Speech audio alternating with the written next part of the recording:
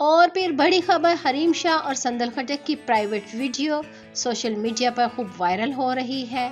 TikTokers Hareem Shah और संदल खटक की एक और प्राइवेट वीडियो वायरल हो गई है।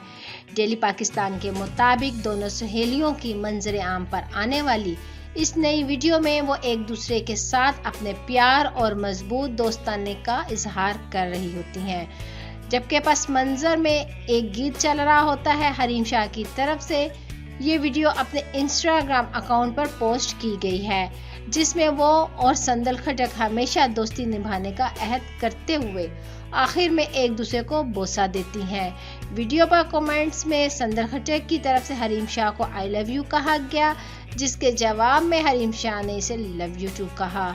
दीगर सार्फिन का कहना है कि इनकी मजबूत दोस्ती को सराह भी रहे हैं और कुछ लोग हस्बे मामूल इन्हें तनकीद का निशाना भी बना रहे हैं। तो नाज़रीन, इस खबर को लेकर अपनी राय का इज़हार नीचे कमेंट्स बॉक्स में ज़रूर करिएगा। बाखबर रहने के लिए हमारे चैनल को सब्सक्राइब करें, बेल आइकन को क्लिक करें ताकि लेटेस्ट अपडेट्स मिलती रहे।